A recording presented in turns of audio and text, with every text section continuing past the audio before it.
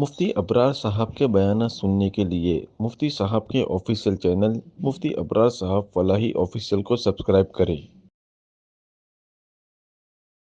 اعوذ باللہ من الشیطان الرجیم بسم اللہ الرحمن الرحیم سبحان الذی أسرى بعبده ليلا من المسجد الحرام إلى المسجد الأقصى الذي باركنا حوله لنريه من آياتنا إنه هو السميع البصير صدق اللہ العظیم۔ شروع کرتے ہیں اس اللہ کے نام سے جو نہایت رحم کرنے والے بے پناہ رحیم ہے۔ پاک ہے وہ ذات جو اپنے بندے کو راتوں رات مسجد حرام سے مسجد اقصیٰ تک لے گئی، جس کے ارد گرد ہم نے برکتیں رکھی ہے تاکہ ہم اس کے ذریعے سے اپنی نشانیاں لوگوں کو دکھلاویں، اور بے شک وہ ذات تو بہت زیادہ سننے والی، بہت زیادہ دیکھنے والی۔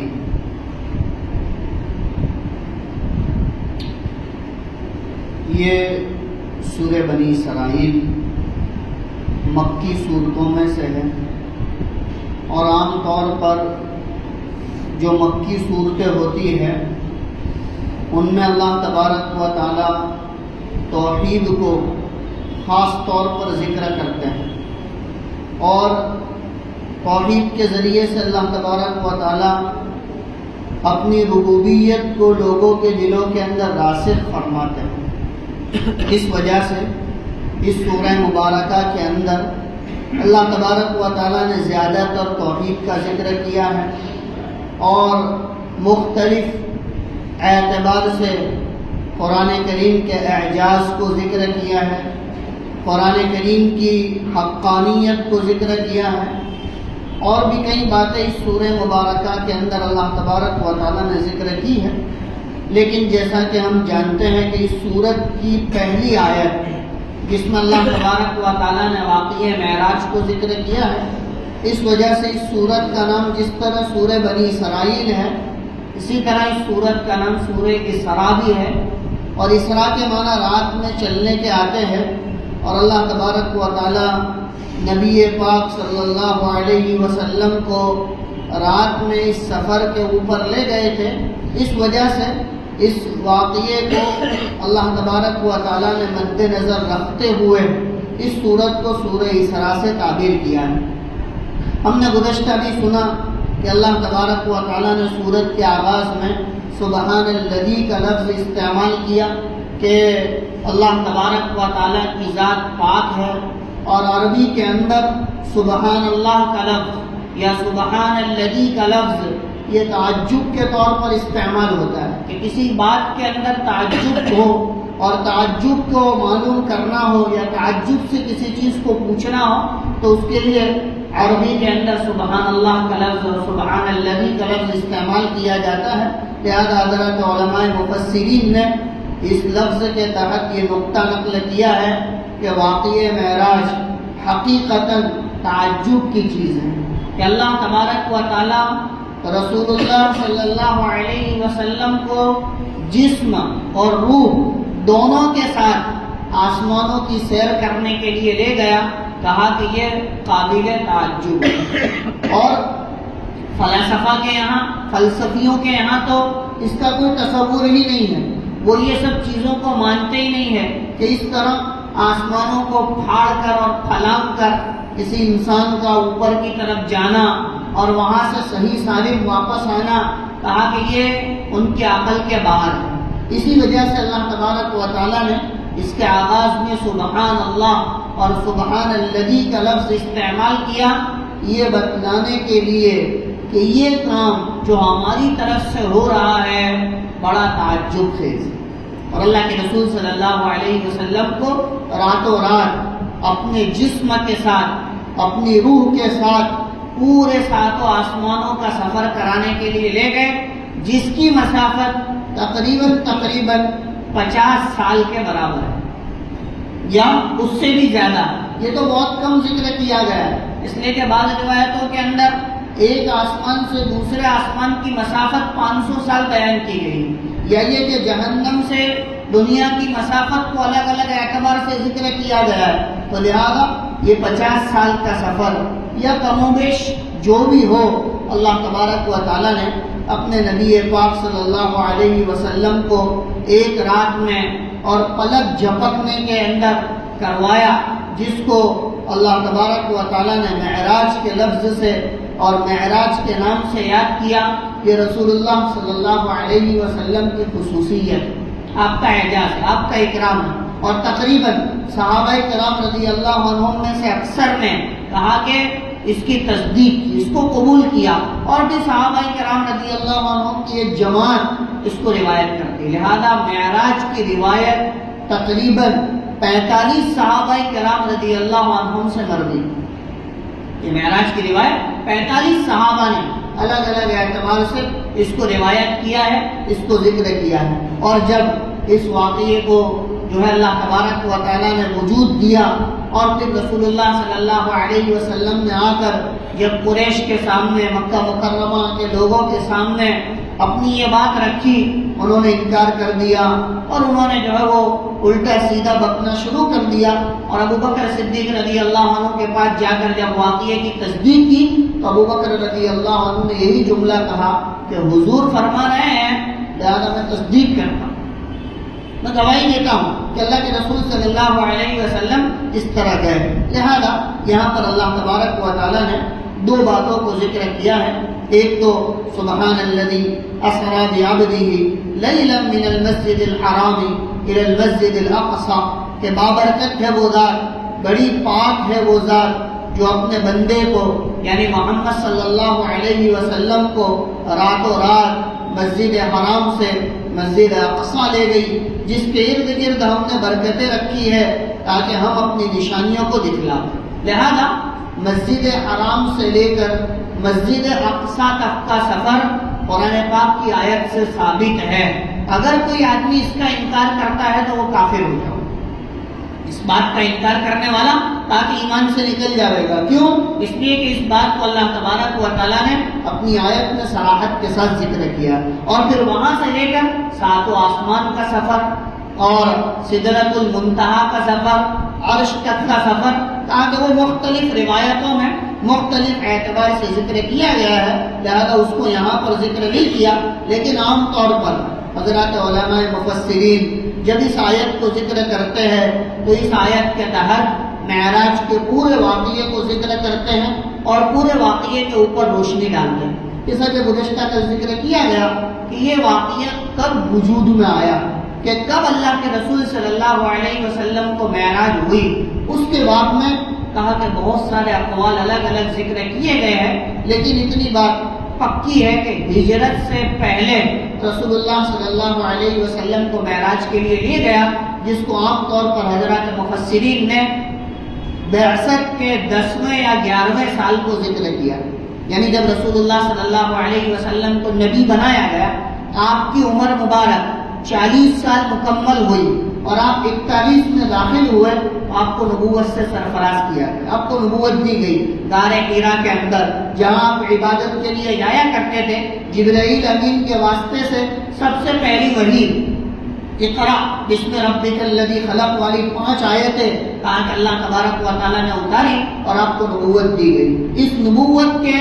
10 سال کے بعد 11ویں سال میں اللہ تبارک و تعالیٰ نے آپ کو معراج کرائی، اور ہجرت کے 3 سال پہلے اللہ تبارک و تعالیٰ نے یہ معراج جو ہے وہ کروائی تھی۔ اور معراج کیوں کروائی اس کو بھی ذکر کیا گیا کہ رسول اللہ صلی اللہ علیہ وسلم کو بہت سارے غموں نے ایک ساتھ گھیر لیا۔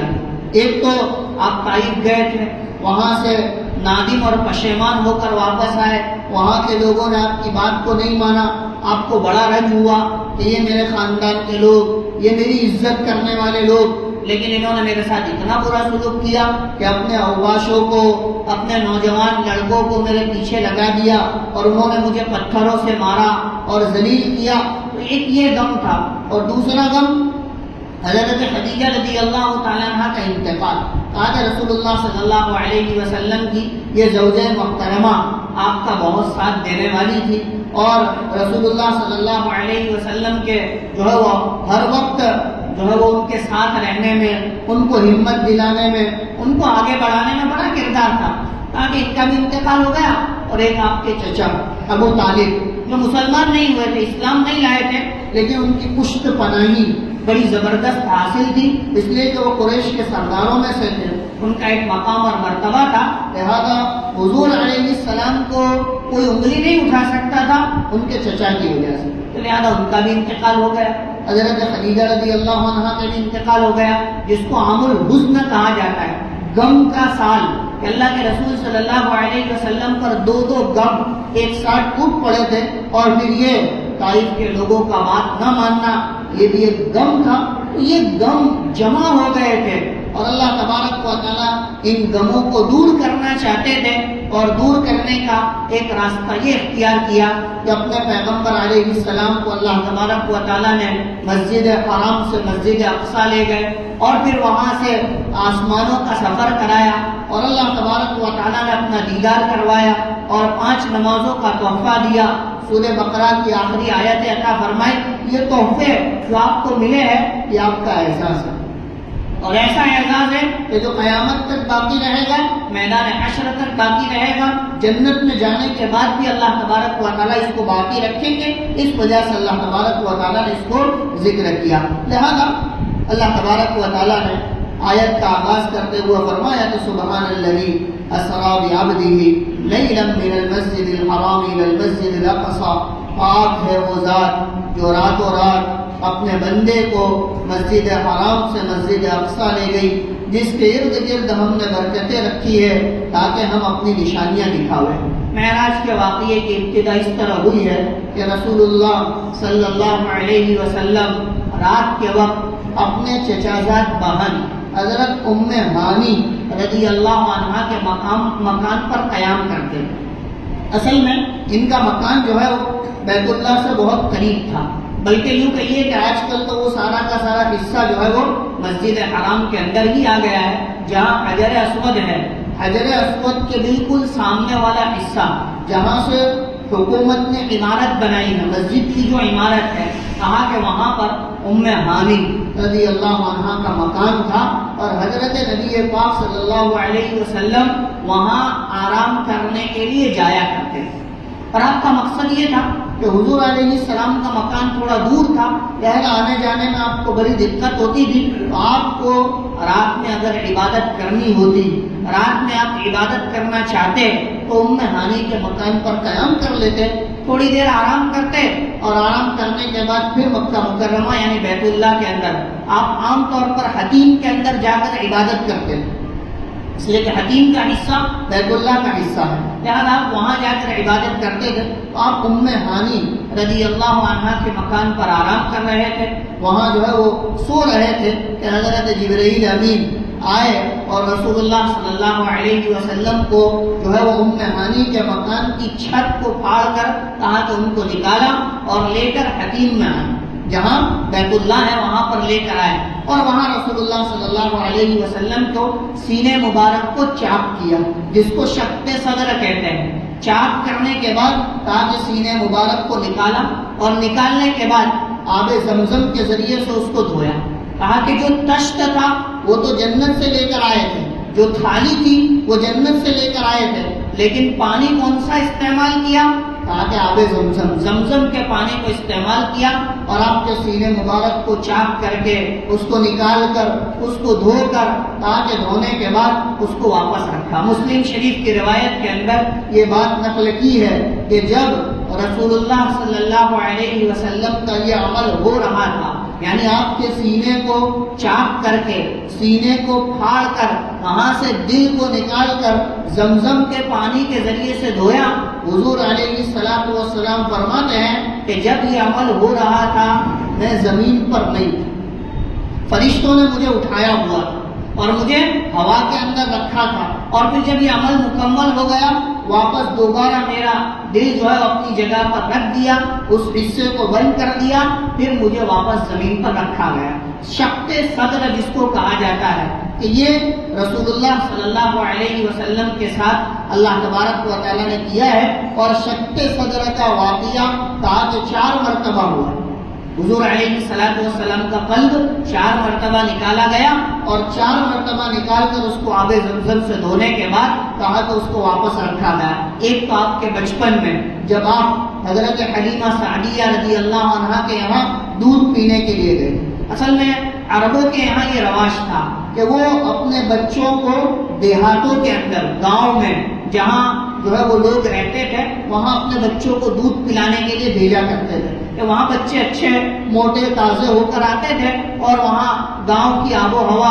2 مقصد ہوتے تھے ان کے، ایک تو گاؤں کی آب و ہوا ان کو ملے، اور دوسری بات کہا کہ دیہات کی عربی بہت اچھی ہوتی تھی، کہ دیہات کے لوگ عربی بہت اچھی بولتے تھے، تو اس وجہ سے شہر کے لوگ اپنے بچوں کو وہاں رکھتے تھے تاکہ یہ ان کی زبان بھی درست ہو جائے، وہ عربی بھی اچھی بولنے لگے، اور ان کی تندرستی بھی ہو جائے۔ لہٰذا حضرت حلیمہ سعدیہ کے یہاں رسول اللہ صلی اللہ علیہ وسلم جب رضاعت کے دنوں میں، یعنی دودھ پینے کے ایام میں جب وہاں پر ٹھہرے تھے، تو 2 سال کی عمر میں جب رسول اللہ صلی اللہ علیہ وسلم وہاں دودھ پیتے تھے، یا اس سے کم و بیش جو عمر تھی آپ وہاں پر تھے، اور ایک مرتبہ فرشتوں نے آ کر رسول اللہ صلی اللہ علیہ وسلم کے سینے کو چاک کر کے کہا کہ وہ دل مبارک نکال کر، قلب مبارک نکال کر اس میں نور ایمانی اور نور نبوت بھر کے اس کو واپس رکھا۔ تو تاکہ ایک مرتبہ یہ، اور دوسری مرتبہ جب آپ 12-13 سال کی عمر میں تھے اور آپ کا ملک شام کی طرف پہلا سفر ہوا تھا، اس وقت تجارت کی غرض سے رسول اللہ صلی اللہ علیہ وسلم ملک شام گئے تھے۔ اس سے پہلے اللہ تبارک و تعالیٰ نے ایک مرتبہ اور رسول اللہ صلی اللہ علیہ وسلم کے ساتھ یہ عمل کیا تھا، اور ایک مرتبہ یہ معراج کے واقعے میں، اور چوتھی مرتبہ ایک اور مرتبہ اللہ تبارک و تعالیٰ نے اس طرح رسول اللہ صلی اللہ علیہ وسلم کا قلب نکال کر، یہ پہلی سرجری ہے جو اللہ تبارک و تعالیٰ کی طرف سے ہوئی، اور فرشتوں کو اس کا حکم دیا گیا، اور آپ کے قلب مبارک کو نکالنے کے بعد، اس کو آب زمزم سے دھونے کے بعد اس کو نور سے اور ایمان سے بھر دیا گیا، اور پھر بھرنے کے بعد اپنی جگہ پر رکھا، اور حتیم کے اندر یہ عمل کرانے کے بعد حضرت جبرائیل امین اپنے ساتھ براق لے کر آئے تھے۔ رسول اللہ صلی اللہ علیہ وسلم سے صحابہ نے پوچھا بعد میں کہ یہ براق کیا چیز تھی؟ اللہ کے رسول صلی اللہ علیہ وسلم نے فرمایا ایک سفید رنگ کا جانور تھا، یعنی سفید رنگ کا چوپایا تھا، جو گدھے سے بڑا اور کھچر سے چھوٹا تھا، یعنی اس کی سائز یہ تھی کہ وہ گدھے سے تھوڑا بڑا تھا اور کھچر سے تھوڑا چھوٹا تھا، اور سفید رنگ کا یہ جانور تھا تاکہ مجھے اس پر سوار کیا گیا، اور اس کی مسافت یہ تھی کہ ایک قدم یہاں رکھتا، دوسرا قدم طاقت نگاہ دور تک رکھتا تھا، تاکہ اتنی تیز سواری براق کی اللہ تبارک و تعالیٰ نے آسمان سے رسول اللہ صلی اللہ علیہ وسلم کے اعزاز اور آپ کے اکرام کے اندر بھیجی تھی۔ لہذا مسجد حرام سے آپ کو مسجد اقصی لے جایا گیا۔ مسجد اقصی کو مسجد اقصی اسی وجہ سے کہا جاتا ہے کہ یہ بیت اللہ سے کافی دور ہے،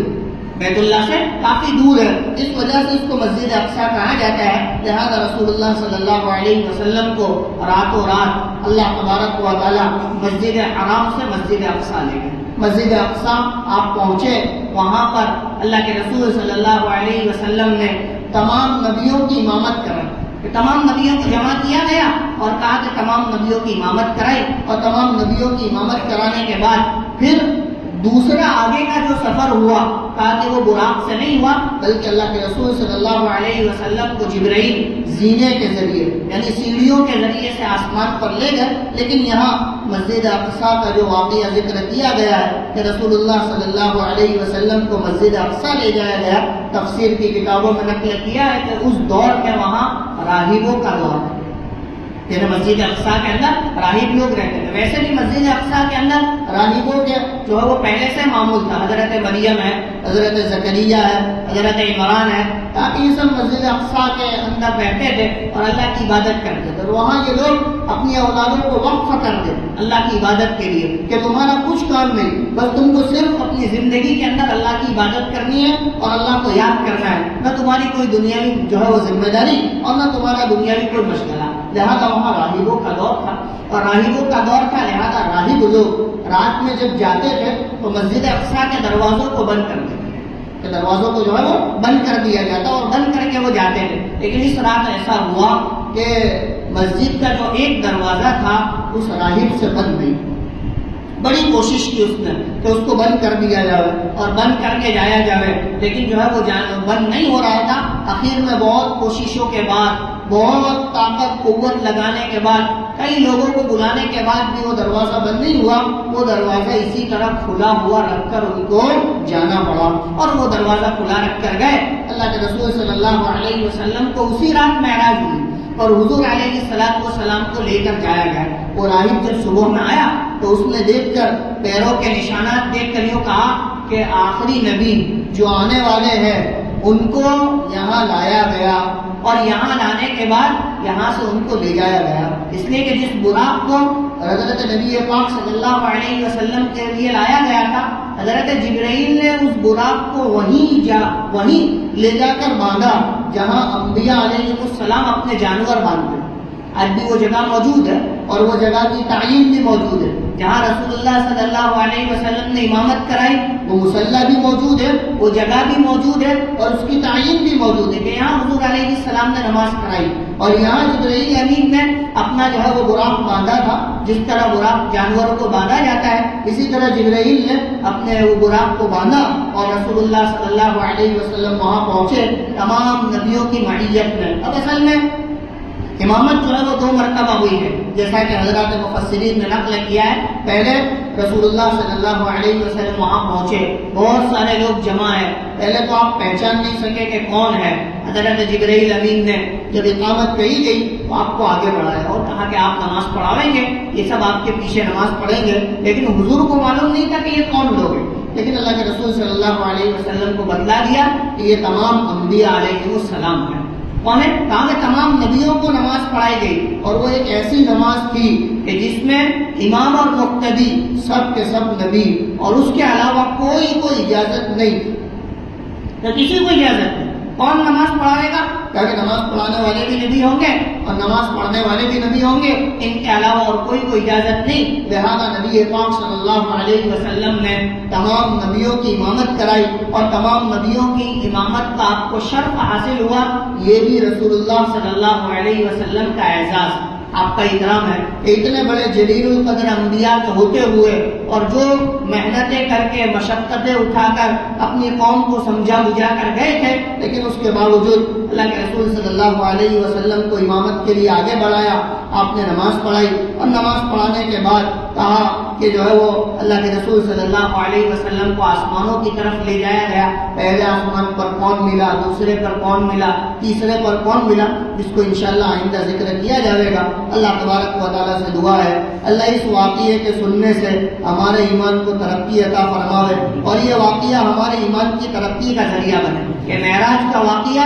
کہا کہ اگر ایمان میں بڑھوتری کرتا ہے تو یہ واقعہ آدمی کے ایمان کی علامت ہے, اور اس واقعے کے ذریعے سے آدمی کو شکوک اور شبہات پیدا ہوتے ہیں تو کہا کہ اس کے ایمان کی کمزوری کی علامت ہے. لہٰذا اللہ سے دعا ہے اللہ اس واقعے کو سننے سے ہمارے ایمان کے اندر تازگی پیدا کرے, ہمارے ایمان میں ترقی پیدا کرے, ہمارا بھی ایمان مضبوط کرے. اللہ رب العزت ہم سب کو پوری زندگی ایسے واقعات کے ذریعے سے عبرت حاصل کرنے کی توفیق عطا فرمائے. وآخر دعوانا ان الحمد للہ.